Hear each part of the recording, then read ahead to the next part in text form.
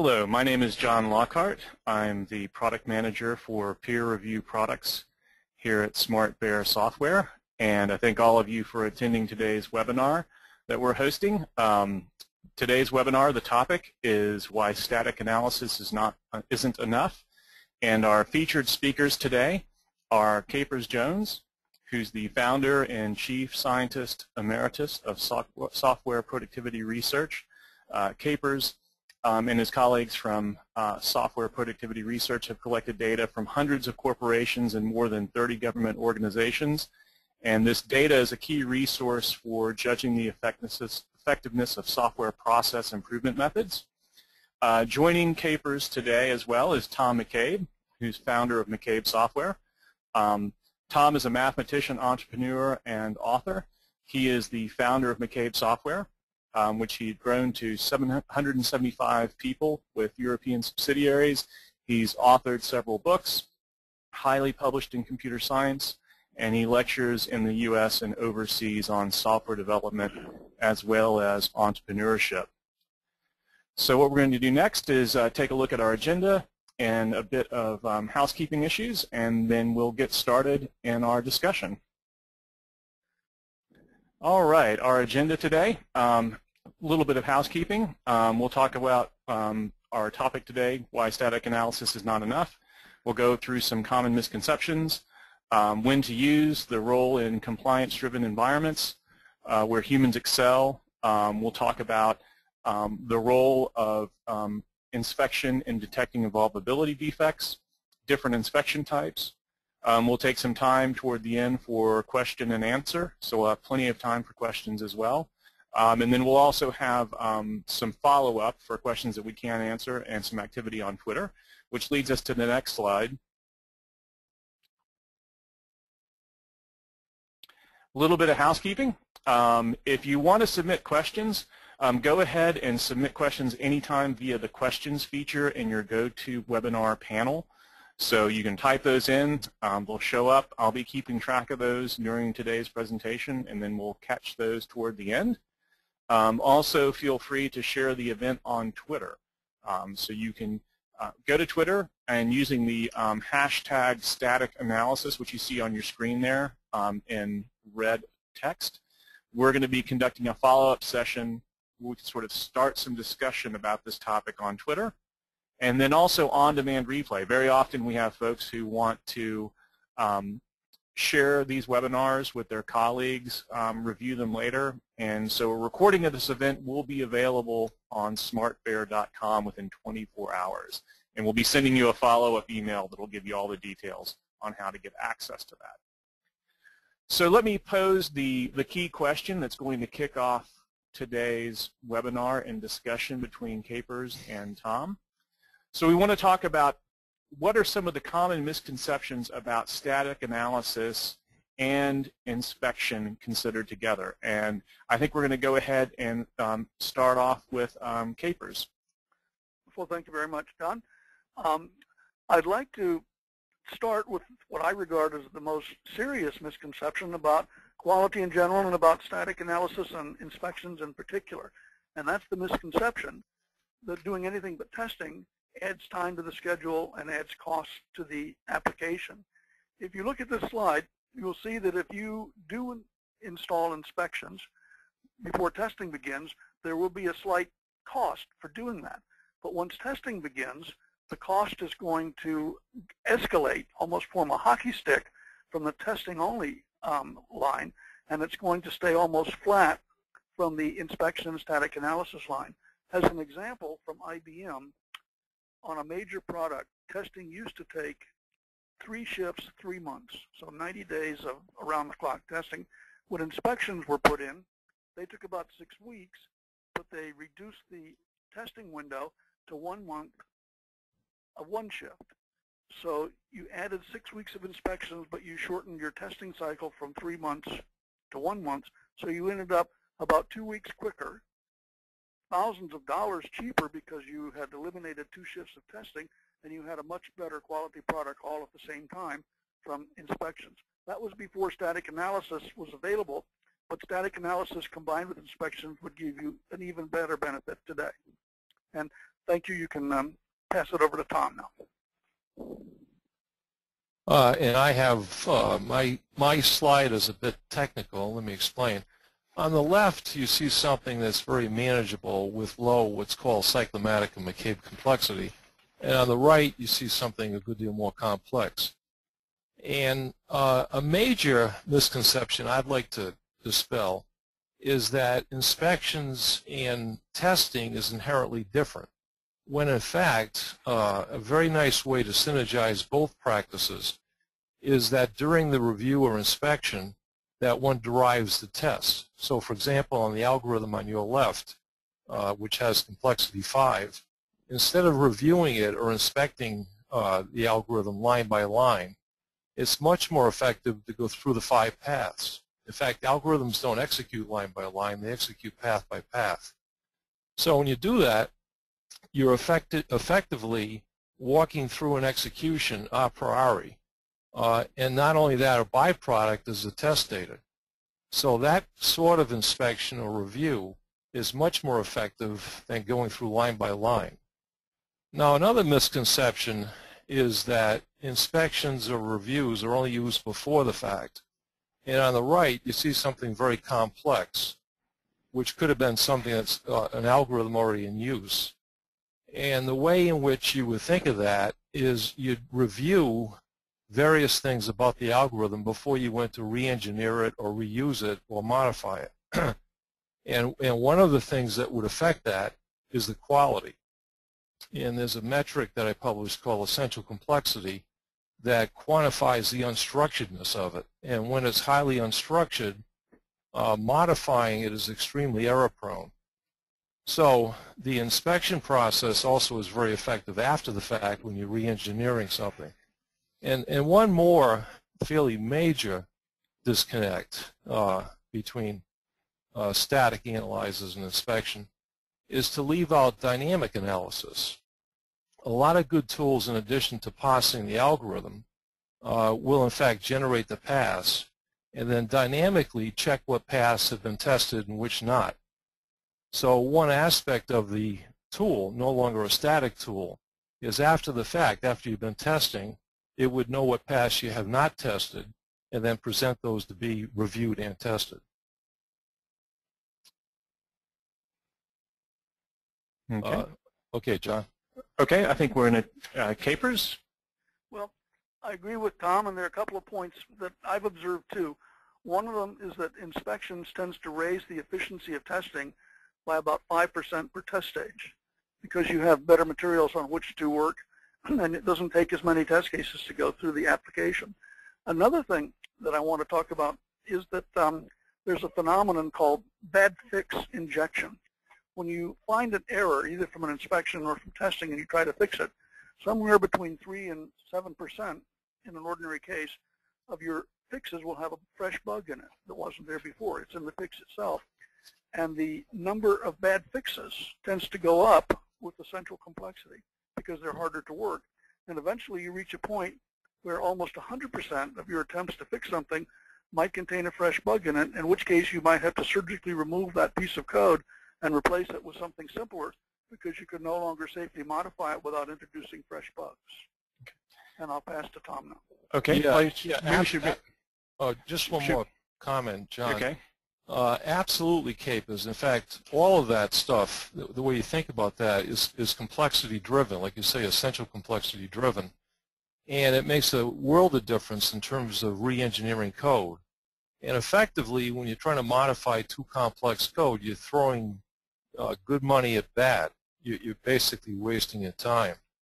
So the point is that in our discussion here, you can see how testing and review are intimately tied. In other words, before modifying that code in the right and trying to test it, you review the essential complexity and decide whether or not you want to throw it out and redo it. John, I'll give it back to you. All right. Excellent. Thank you, guys. Let's go to the next question. What types of applications are best suited for static analysis or code review? And let's turn to capers first. Well, if you could bring up that slide, the next one, this is fine. This is the one I want. You can see that, in general, static analysis tends to find errors in syntax, errors in branching logic, basically mechanical errors. Static analysis finds mechanical errors. Inspections find deeper logical errors and things that need the human mind in order to eliminate them. There's a simple analogy that I like to use. You can run a spell checker and a grammar checker on a piece of text and eliminate all grammar and syntactical errors very easily. But if that piece of text happens to say that the governor of your state is a complete idiot, that will not stop you from being sued for libel. So basically, the things that can be found mechanically tend to be relatively simple and mechanical, but the things that a human mind needs to look for are things that are deep, problematic, and require actual knowledge of things that are going on outside the application to be sure that they're eliminated. So you really need both. You need the combination of static analysis and inspections, because you don't want to waste valuable human time looking for mechanical errors. But on the other hand, once you've found the mechanical errors, you need to have thoughtful analysis to be sure that you've implemented the correct information, you haven't left out any requirements or any features which can't usually be found by static analysis, and that the application is going to behave correctly based on a thoughtful analysis by the human mind. And I'll pass it over now to Tom. Yeah, Capers, I would agree with all of that. Just to add some things to it. One point is very often a lot of the attendees have very, very mega large systems, so maybe millions of lines of code. And one advantage of static analysis is to give at least a cursory metrics preview, and then to use like a Pareto distribution where typically 80% of the errors are within 20% of the code. So a lot of times with a large system, and particularly one you might inherit, you can get a very quick sense of where the danger is by using Pareto analysis and using metrics, McCabe complexity and essential complexity, to narrow down where it's error prone. Another point is that a very strong use of tools with inspections is to drive the test data early. And it's interesting, you think about, you write the algorithm once, you drive the test data or test paths, and you reuse the test data hundreds of times, maybe thousands of times. And all of that should go in a test bed that, in fact, gets inspected. So one form of inspection is in reviewing the test bed and then the results. Another application of static tools is for reuse. Now, when we were scanning millions of lines of code, we'd find a lot of redundancy, and we'd find it with static tools using metrics. And when the metrics lined up for an algorithm, is global data and internal data and cyclomatic and essential, there was a high probability the algorithms were essentially the same. And in fact, we found something of the order of 30% redundancy in large systems. So one application of static tools is to find the potential area where there's not reuse but redundancy, where you can take things out. It's interesting. And in this particular slide I have up here, there's a lot of detail, and it's really about metrics. Going across the top, V of G is number of paths. EV of G is the quality of it, the structuredness of it. IV of G is the number of internal calls to other routines, and GD of G is in fact the global data usage. And the reason why you'd use those metrics is to sensitize the inspection or review to the kind of algorithm it is. Like the very first is small and well structured, and the second algorithm is a local data switch. It's very complex, of 45.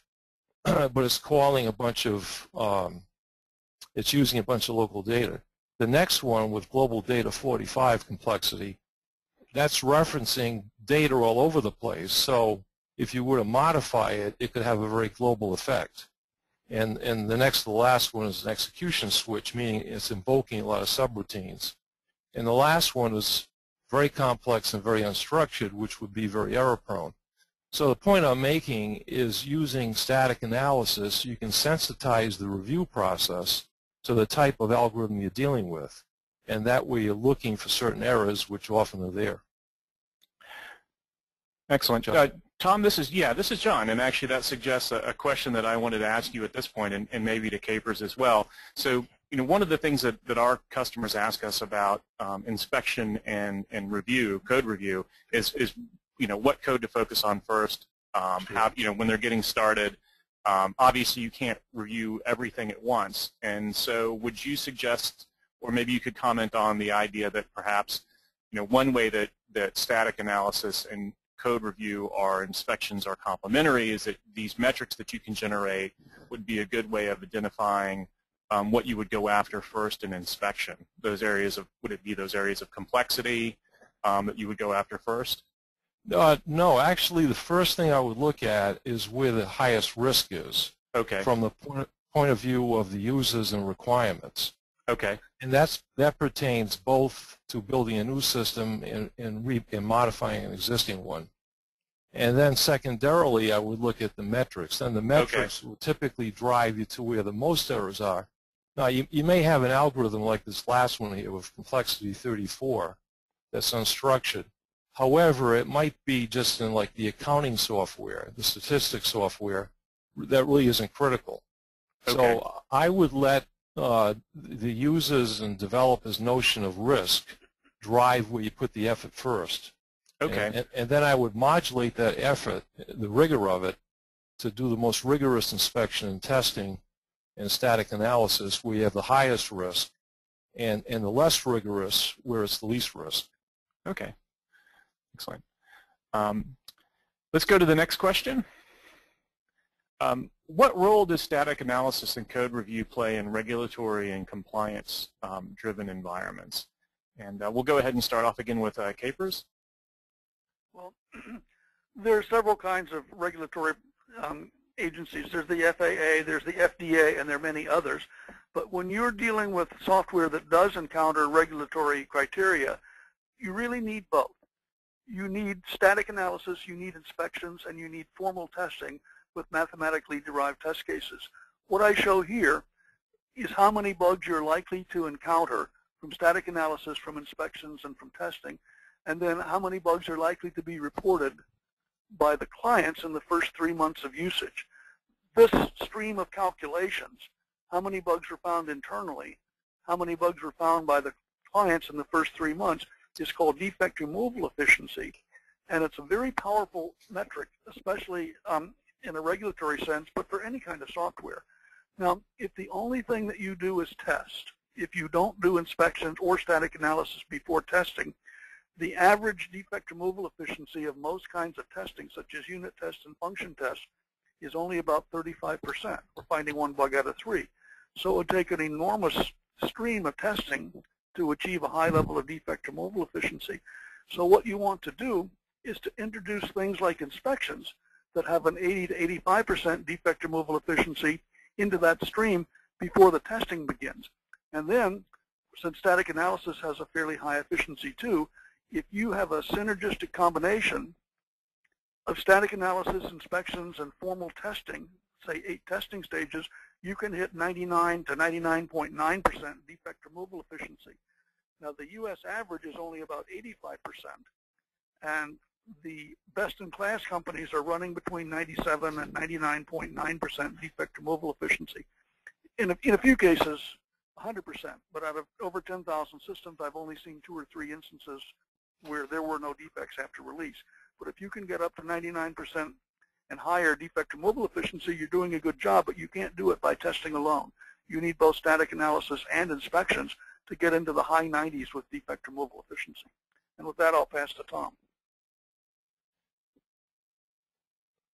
Actually, yeah, I agree with everything Cape has said. In fact, I think the bottom line here is going to be that inspections with testing or with static analysis is the way to go.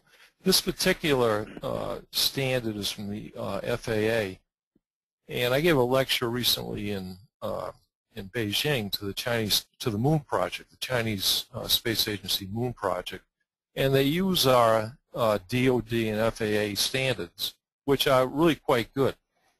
The other aspect of a regulatory environment, and Capers, I bet you've been caught in this as well, is we've had many clients where the legislature would pass some law that the insurance or the driver's licenses or some state-run thing had to be modified at a certain date without any concern at all with how much time it would take to modify the software. So you get these death march projects that have no chance of working.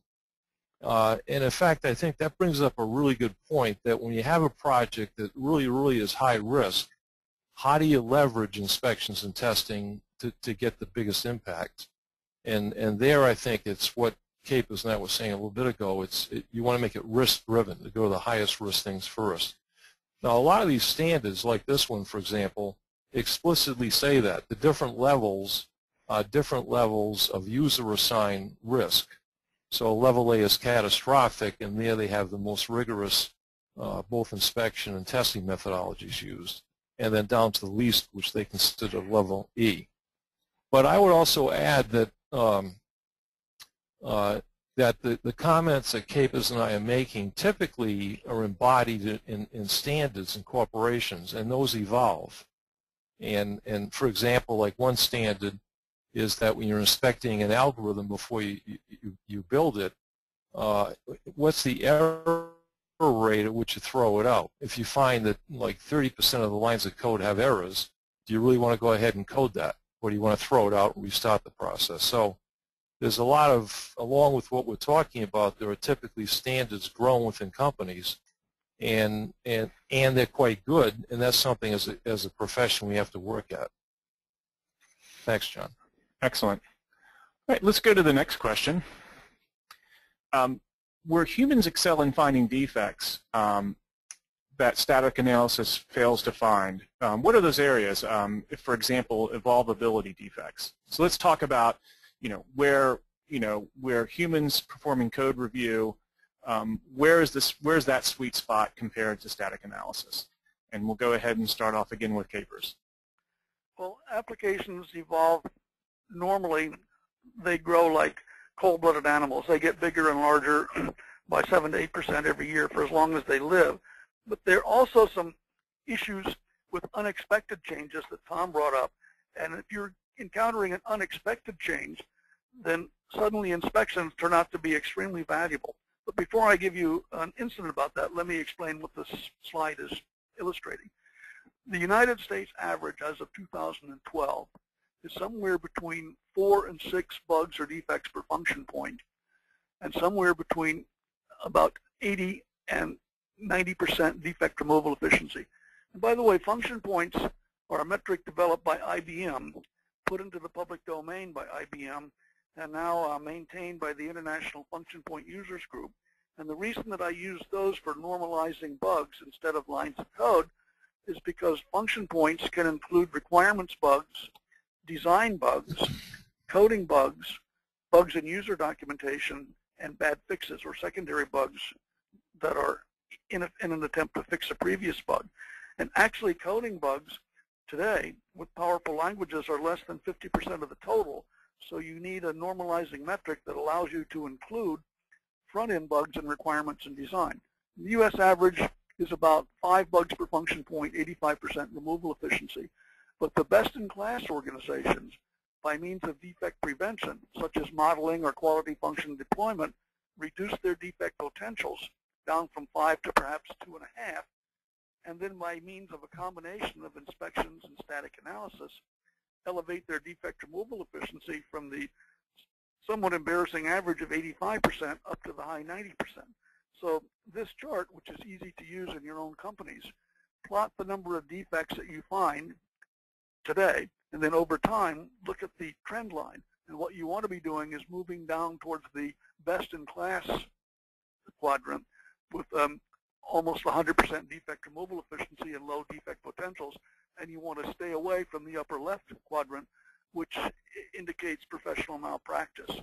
Let me give you a couple of instances of things that have come up and I've seen on real applications that involve evolvability. One of them happened to be an order entry system that a company was producing. it was going to be about a 12-month project. At about the 9th month in that project, the company acquired a direct competitor, and the chairman of the board ordered that the product line for the direct competitor be included in the order entry system. Well, they had a totally different set of products, different numbering schemes, a lot of other things, and as you can imagine, attempting to merge the inventories and the orders of two companies that until a few days before had been direct competitors into a single system is an extremely complicated kind of evolution. And it's a very abrupt kind of evolution because nobody knew about it before because the negotiations were confidential. And when things like that occur, you can't just jump in and start changing the code. You need to step back and do inspections of the architecture, inspections of design, inspections of the code, and inspections of every aspect of the system to see how this unexpected change can be fit into the mix. So really you need to do a full suite of inspections, starting with requirements, with architecture, with design, with code, and even including user manuals, and cover the entire aspect of the system and every instance of it in order to make that work. Now, this reminds me of something else that we had covered earlier, but I had forgotten to mention that. And that's the relationship between defects and complexity levels. We were surprised to find in several companies that the normal fact that high complexity was associated with higher levels of defects didn't always hold true. In a few cases, there were relatively simple, low complexity segments that had a large number of defects.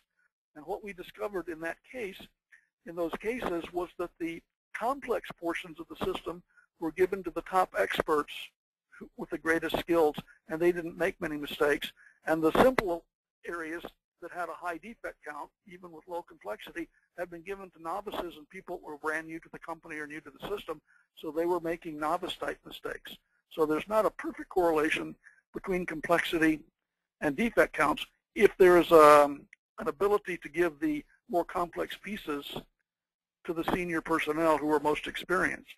But when applications are beginning to change and evolve over time, as they always do, you need to have your experienced people on the cutting edge looking at the impact of the changes and then refactoring the entire application, including the architecture and design. And with that, I'll pass over to Tom. Yeah, I'll explain this graph in a second, but one of the major points about cyclomatic complexity and dynamic cyclomatic complexity is how thorough each of the algorithms have been tested. And that's what we found the highest correlation. When a high percentage of pass had not been tested, there was a very high error rate. And that relates to evolvability, because one of the key things, like Cape has talked about, is instead of just looking at flat metrics, you have to see the architecture. And I've spent a lot of time with a lot of companies with tools orchestrating a way to view the architecture in layers. It was called the battle map and various other system-level architecture. And then to see that vis-a-vis the various metrics. So you could see in one picture the global architecture, and superimposed actually by colors, you could see the quality. You could see the essential complexity. Like this thing on the right here is high essential complexity, which would mean it'd be very error-prone. So you could see the essential complexity, and you could see how thoroughly it had been tested against the cyclomatic complexity. So the point I'm making is that even with like a situation where Cape has described it, we have a lot of new inherited software, you want to see the architecture vis-a-vis the quality and vis-a-vis the thoroughness of the testing. And that's one of the key issues in evolving a system. See, we always talk about building the quality in, which is exactly the way it has to be done. But what we don't talk about is keeping the quality in.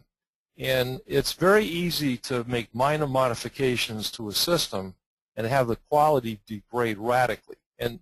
And for example, like the thing on the right here has essential complexity, as you see down the bottom, 17.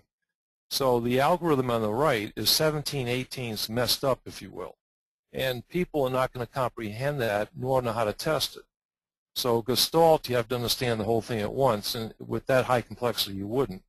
And on the left, the complexity is indeed higher, is 20. Psychomatic complexity is 20, but the essential complexity is 1. Now, what's scary is, for example, with the algorithm on the left, you could make one change and have the essential complexity jump up from like 1 to about 14. If you, for example, link one of the insides of one of the decisions to an inside of another decision. So what's scary is that quality can degrade radically. You know, Capers it was a good idea to mention to put the senior people with the high-risk algorithms. But likewise, when junior people modify a system, they can cause all kinds of havoc. And when you have an architecture, and when you inspect, another example of inspections, in this case the architecture, when you have a baseline and you're periodically inspecting it, you can see if the quality degrades very quickly graphically with that architecture. One more point about evolvability. When systems get very large, they get beyond anybody's comprehension. So once you land up with a couple million lines of code, there's nobody there that really fully understands it. And the phenomena that takes place is that people keep reinventing the wheel. So what you find is that programmers are redundantly putting in routines and algorithms that are essentially already there. And one of the ways we had of finding that is through metrics. And when the various metrics I had previously mentioned, the global data complexity and local data complexity would line up, there was like a 70% chance that those algorithms are doing the same thing. So one aspect of evolvability is, in fact, to take redundancy out. You can simplify the system, and when an algorithm repeats itself in two different places, actually just reference it once. And if you think about evolving the system, if you don't do that, then somebody that makes a change to algorithm A doesn't realize it exists in position A prime.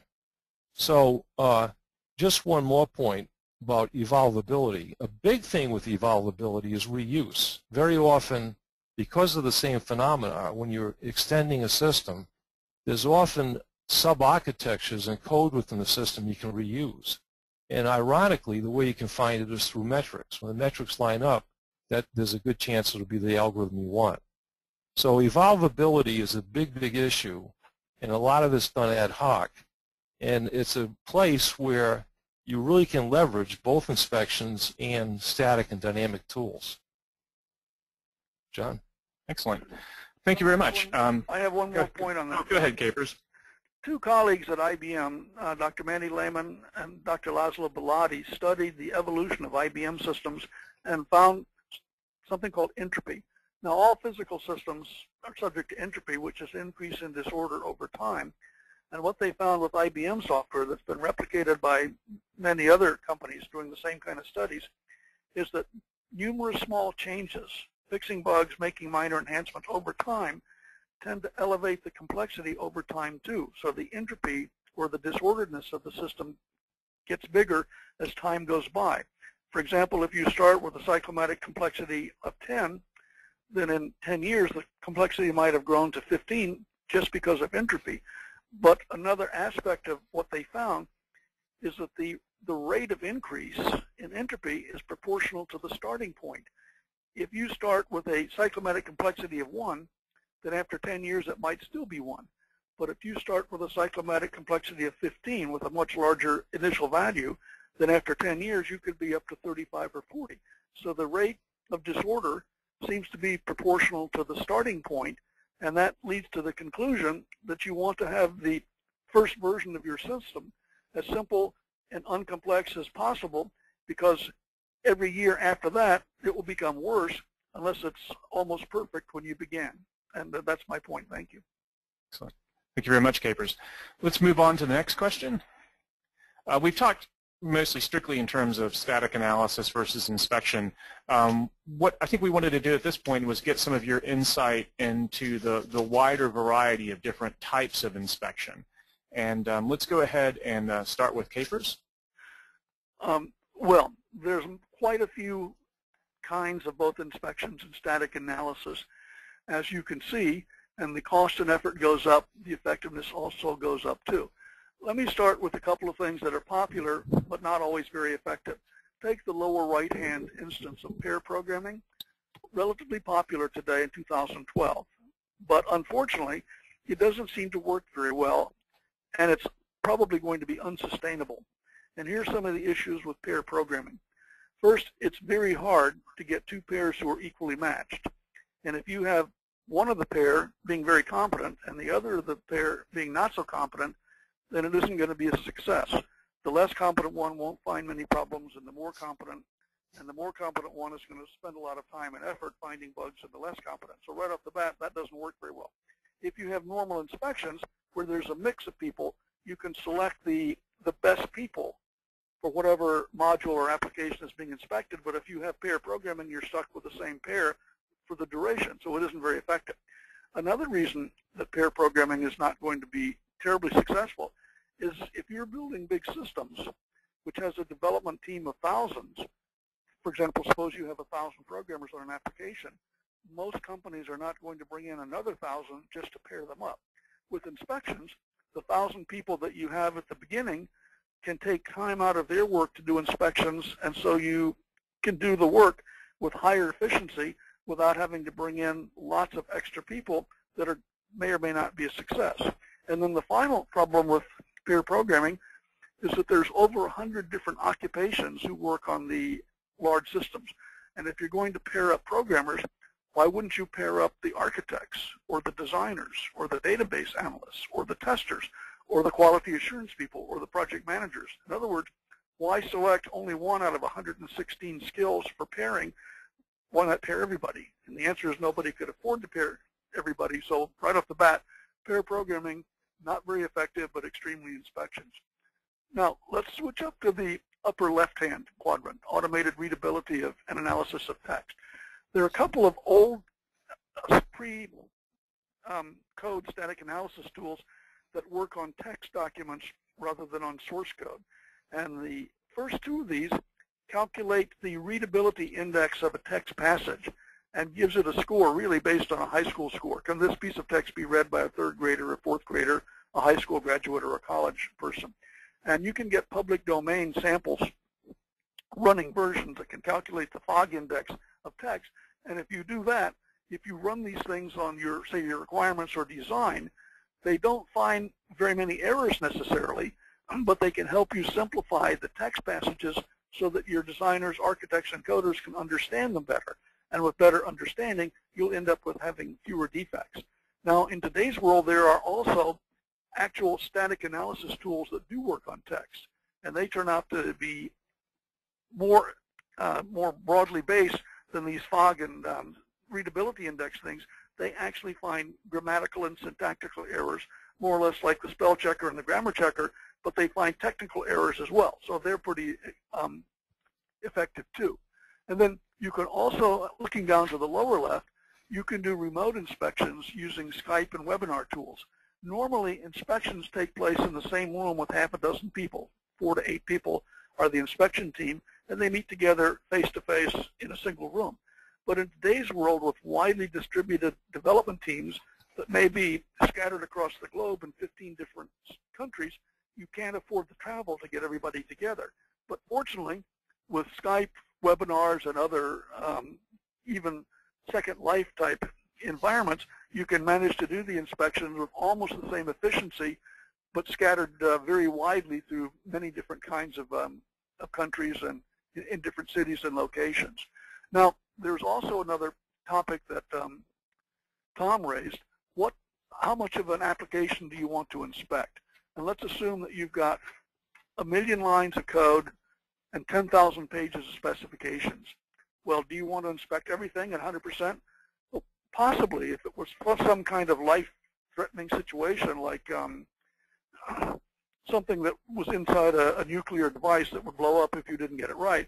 But if it's an ordinary system, you probably will find, because of the distribution of defects and error-prone modules, that if you are able to identify, using essential complexity and some of the metrics that Tom did, the 10% of the high-risk modules and the high-risk sections of the requirements and design, you can probably achieve a very good combined result from inspections without having to inspect 100%. If you can find the top 10% of the most critical features using metrics before you start, then you can reduce your inspection costs but generate very high quality levels.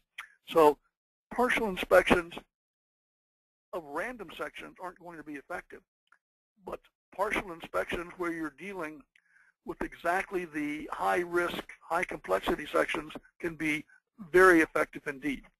And then looking on, there are several textbooks on inspections, generally named after the people that were the pioneers in developing it. The first inspections were developed by a man named Michael Fagan in IBM, and that's where you see Fagan-type inspections on the screen.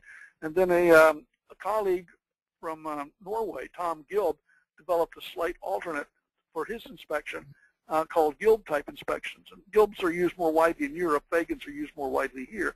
They're similar in their essential characteristics, but slightly different in the details. But below the inspections in efficiency are informal peer reviews. In informal peer reviews, you get together 3 or 4 people who go rather casually through a specification or a piece of code. Now, the thing that makes inspection so effective is that the personnel are trained in inspection techniques before they are allowed to participate, so they know what to look for. They receive the material several days ahead of the inspection, so they have a chance to do some preliminary searching and find bugs before it starts. And then the inspection session itself is quite formal with a moderator, a recorder, and then the people doing the work. So the formal inspections have a known efficiency of about 85%, and because of the training, they're always very effective. The informal peer reviews, which normally lack any kind of training, and they lack a moderator or a recorder, only run at about 45% efficiency. They're not as good as the ones where you introduce training and people who are experienced on a formal inspection team. So they're not as effective. Now, static code analysis, today, there are at least 50 commercial static analysis on the market and about 25 open source versions. And nobody's done a full study of all of them.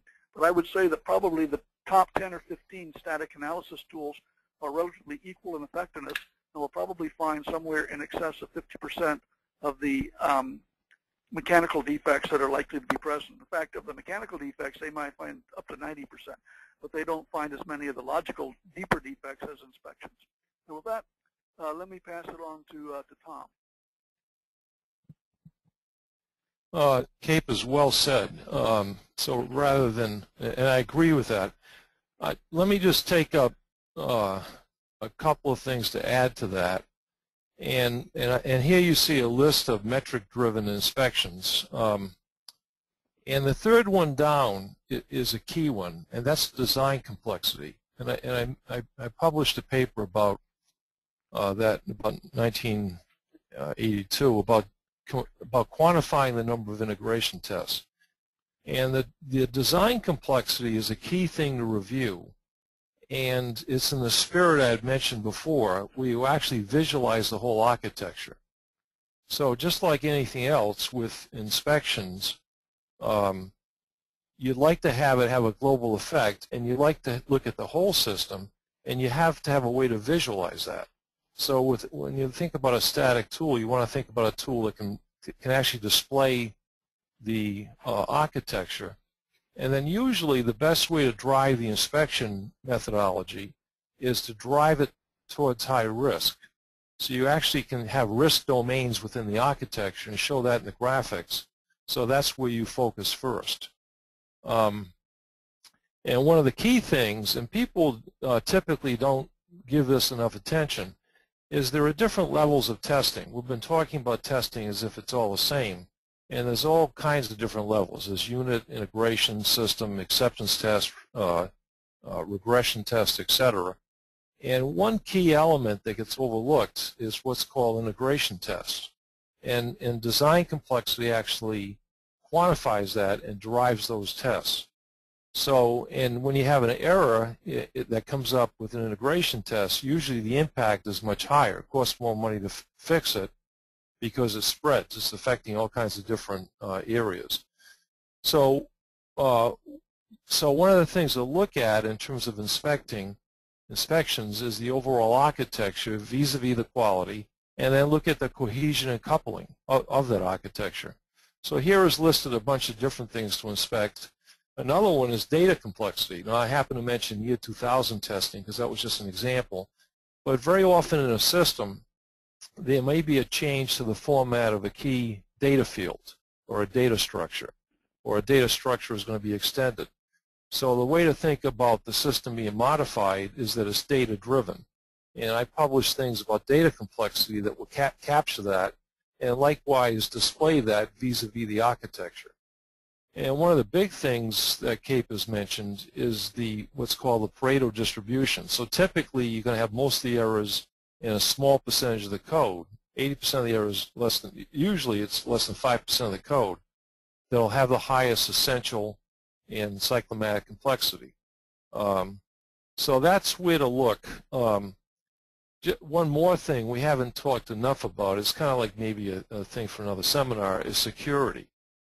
And oftentimes you could take a whole architecture and there may be a small subset of it that's very security critical, maybe where you're importing passwords or where you're encrypting messages. And likewise, of all the inspection techniques that Cape has went through, you'd pick the most rigorous to look at the security issues. What's more, you'd have a menu of the kind of things that go wrong with security. And just one more point. There's a lot of work being done now with open source software. And one of the key issues is you're stepping into using something. Oftentimes you have no idea about the attributes. And the attributes can be all the things we're talking about. It can have bad essential complexity. There could be security issues. So once again, if you're walking into a very large system and you're going to try to bring it up and use it, you want to try to map the risk, where you perceive the user risk onto that architecture, and then look bottom up at where you see the system risk, and have the inspections and testing driven from that point of view. John? Excellent. Thank you, guys. What we want to do now is kind of sum up some of the discussion and take some time for some questions. Definitely got some good questions coming in on the chat, and so I want to make sure that we've got enough time to tackle those. But just to kind of review some of the key points made, some of the summary of the discussion today, kind of contrasting static analysis with peer code review. Again, when you look at the differences between the two in terms of what you're targeting, static analysis, primarily focused on code. Code review, what we do at SmartBear, we really focus on not only code, but things like design documents and requirements, so some of those more architectural issues. In terms of the types of defects, again, as we've heard, static analysis excels at finding defects that match sort of predefined criteria and rules. But we also talked about evolvability of code and the kind of defects that can, sometimes people will call it things like technical debt, that can evolve over time. And that's one of the things that code review and inspection excels at.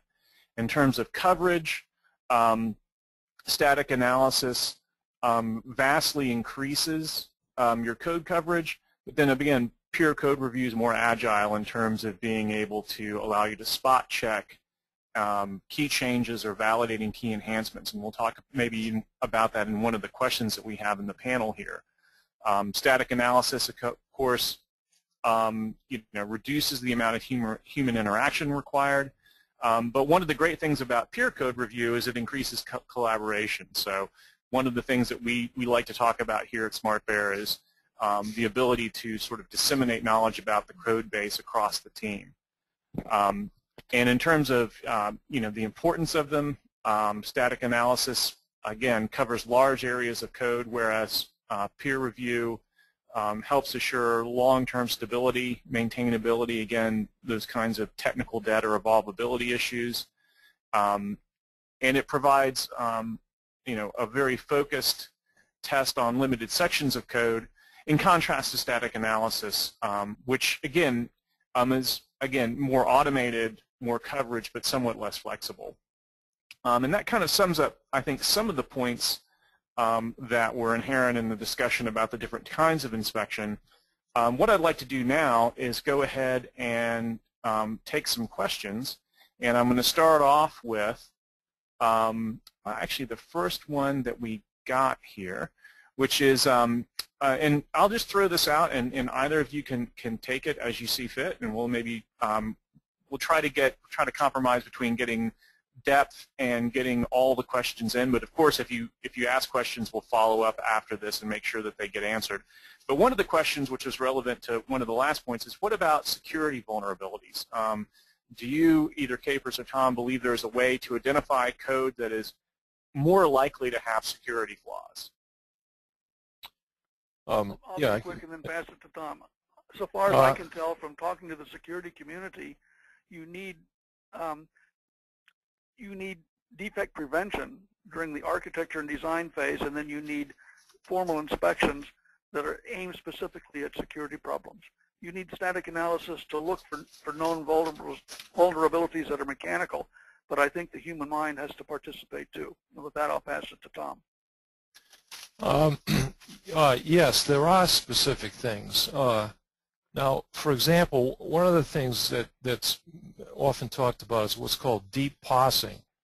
And some of the tools are too superficial, and they don't grab all the include files or all the code that's going to be used. And they could be Trojan horses and various security things hidden within that. And there are very specific things that come up in different languages. Like, for example, in C, there's places with receives and so forth where they're basically openings where the code can get infected.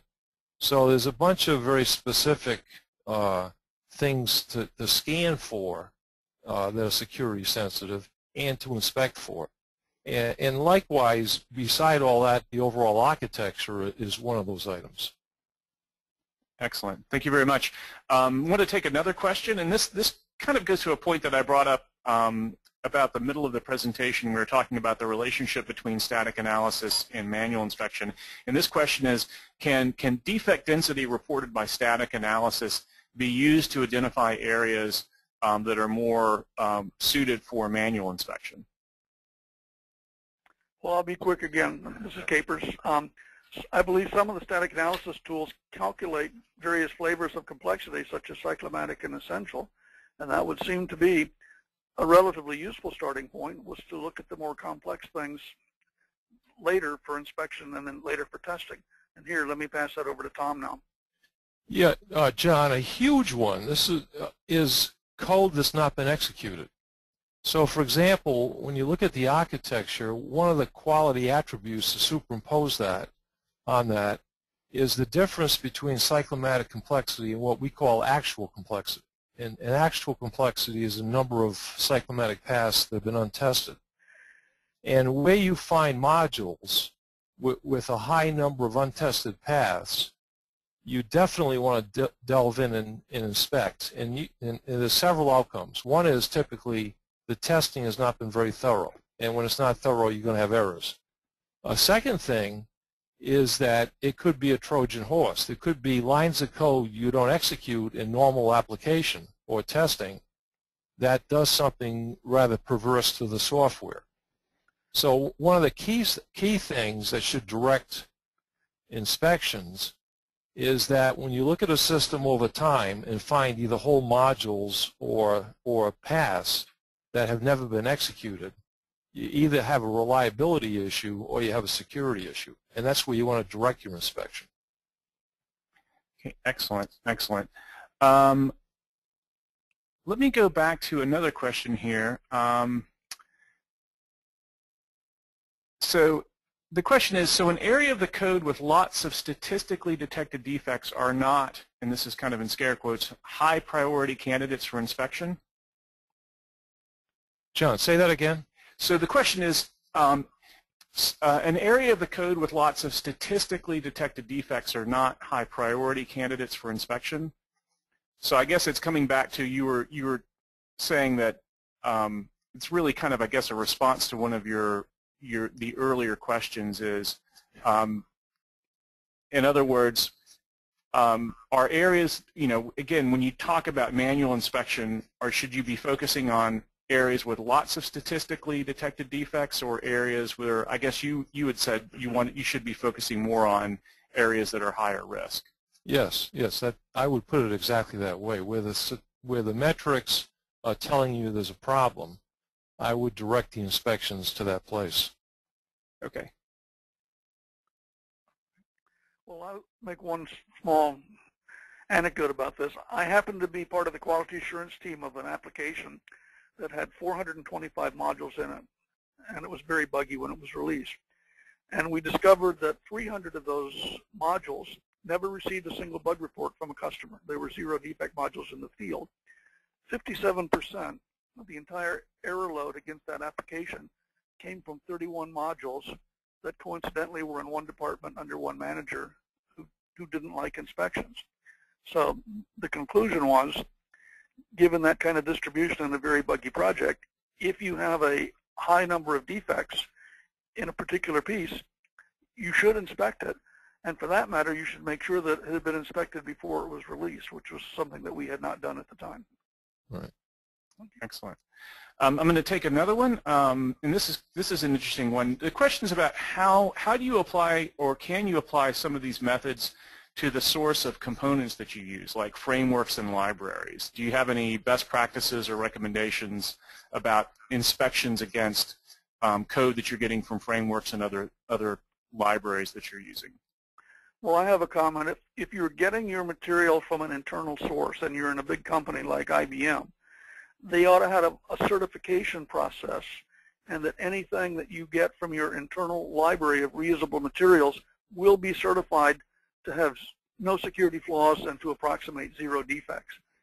If you are getting your frameworks or your reusable material from a random source, like an open source provider or a third party, and you don't know if it's been certified or not, then you're taking a fairly serious risk, because there could be viruses, Trojans, and other kinds of problems lurking in it that you have no way of knowing.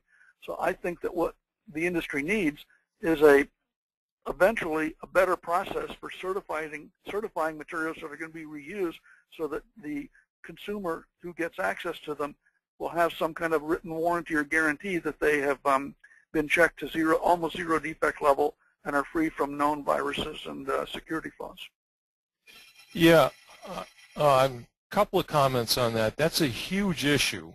That's a very open issue in our industry, and it has all kinds of side effects. Now, for example, when a lot of companies will use open source software, and then what often will happen is the open source software is updated, and then they're using a new version without even knowing it. So in fact, there are some companies, not particularly in metrics, but in a different domain, that have tools just for that, just to manage the configuration baselines of the open source software. But it's a huge issue, because a lot of times people are using it, reusing the code with no idea about what version it is even. A second thing, like Cape has mentioned, is that there should be some kind of certification about the testing or reusability or quality. And that's seldom the case in my experience, so that's needed. A third thing is there's all kinds of wacky things that happen with that. For example, there's no metric for this, but there ought to be. In C or C++ or OO languages, more so C++ and object-oriented languages, you can have pathological inheritance.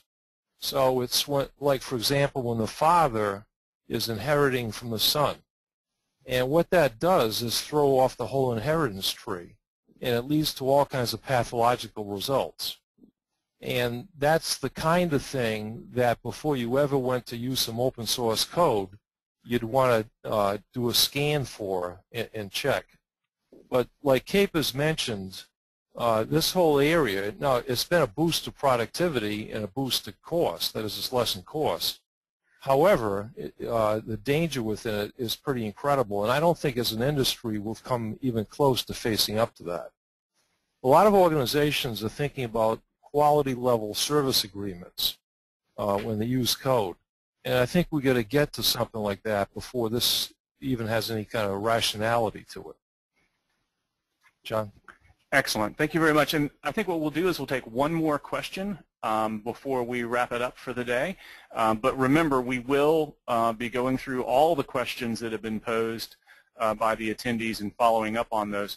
Just one question I wanted to take as kind of a final follow-up to, I think, really the last question and one of the previous ones is, you know, given what we just talked about, what impact has malware and software viruses had on this issue? In terms of, particularly with, you know, getting code from libraries, open source code, and how you test. Well, this is Capers. Those problems of malware seems to be growing at a fairly rapid clip, and in theory, that should raise the use of inspections on incoming materials before you utilize it. Unfortunately, that seldom seems to be the case. So what's happening is that reusability and open source is raising the volume of low-cost stuff, but the number of flaws and security vulnerabilities in that low-cost stuff seems to be going up. So I think that we need to stop and take a look and introduce some kind of business firewall before you allow materials to come into your building and be used in your software. It has to pass through either an internal certification program or you have to know that the vendor has certified it. Right. Any thoughts on that, Tom? Yeah, John, that's a pretty big issue. For one thing, a lot of the viruses and malware come in terms of object code rather than source code. So, and it's obviously costing billions of dollars in both damages and cost. So we'd have to broaden the way we think of quality to object code to deal with it, for one thing. One more point, and I'm publishing a resultant graph theory about this, exactly where the essential complexity is very high and you can't understand an algorithm is precisely where malware is inserted, with the thought that who would ever find this stuff. So the enemy of security in that sense is complexity. When things are very complex, not understandable, there's an open door to put things in that are not desirable. Just one more issue. This is really a national issue. There's a lot of foreign governments where they actually require big vendors like Microsoft and Google to give them the source code. And then they have the source code and do all kinds of things with it. So the issue, including malware and including backdoor open doors, trap doors. So it's a huge issue. And I think it just even accelerates the importance of what Capers and I have been talking about. It needs inspections even more so and even more thorough. And likewise, it needs more sophisticated static and dynamic tools. Thanks. Excellent. Well, thank you very much. Well, we've gone over just a little bit. We had a lot of great questions. Again, we'll be up on Twitter starting a conversation with the hashtag, the static analysis hashtag. We'll be following up with folks who posed questions that we didn't get a chance to answer. And we'll be sending you announcements about future webinars as well. I really want to thank both of our presenters today, Tom and Capers. Great presentation, great session. Thank everyone who attended. And again, watch your inbox for upcoming webinars, and we'll be following up on the remainder questions. So thank you very much. Thank you. Thank you.